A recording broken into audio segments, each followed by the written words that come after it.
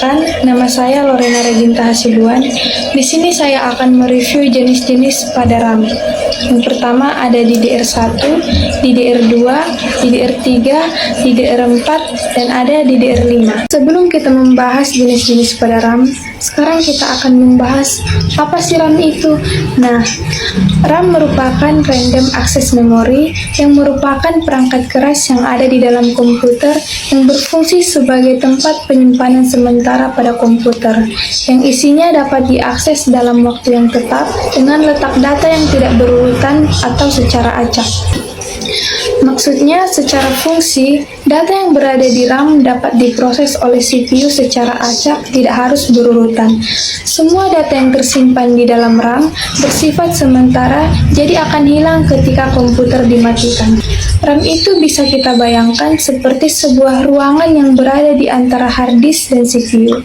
Ketika ada program yang dijalankan, maka semua file pada hard disk akan melewati RAM dahulu sebelum diproses oleh CPU. Nah, jenis RAM yang sekarang yang banyak digunakan yaitu jenis DDR atau Double Data Rate.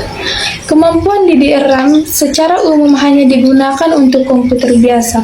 DDR RAM ini merupakan sebuah nama dari sebuah proses di mana bus komputer mentransfer instruksi data 2 kali dalam satu siklus clock, di mana bus tersebut terletak di dalam RAM. Sekarang kita masuk kepada RAM jenis DDR yang pertama. Munculnya RAM jenis DDR yaitu sekitar tahun 1995 sampai dengan 1996 dan akhirnya diterima oleh pasar secara sempurna pada akhir tahun 2000. Adanya rancangan RAM DDR berdasarkan pada kebutuhan data yang luar biasa besar.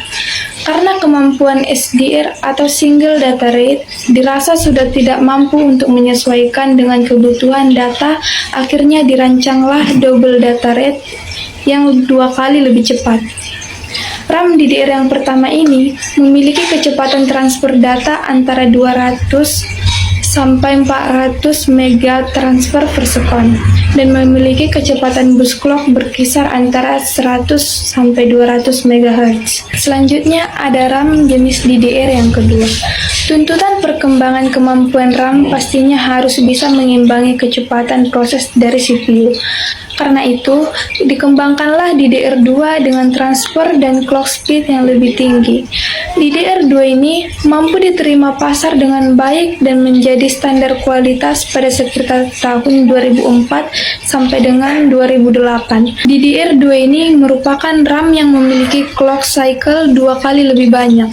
Artinya, kemampuannya 2 kali lebih cepat dibandingkan RAM DDR yang pertama.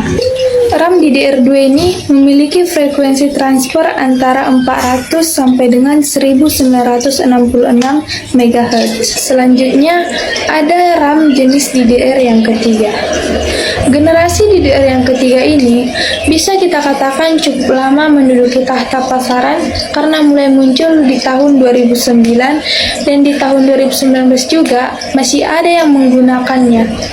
Kecepatan clock pada transfer rate pada generasi ketiga ini jauh lebih baik daripada generasi yang kedua. Perbandingannya bisa mencapai 10 kali dari proses generasi yang kedua. Kecepatan transfer rate-nya sudah cukup tinggi antara 800 sampai dengan 2133 mega transfer per sekon. Kita masuk kepada DDR yang keempat. DDR yang keempat ini dirilis pada tahun 2014 sebagai penerus DDR yang ketiga. Perbedaan dari DDR yang ketiga dan DDR4 dilihat dari kepadatan memori yang lebih tinggi, hingga 16 GB daripada DDR3.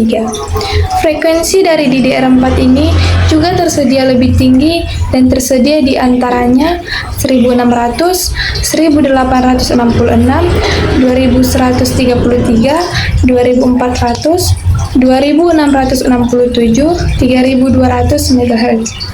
Konsumsi daya jauh lebih berkurang dengan tegangan spesifikasi 1,2 volt. Satu modul per satu keping maksimal 16 GB. Kita masuk kepada RAM jenis DDR yang kelima.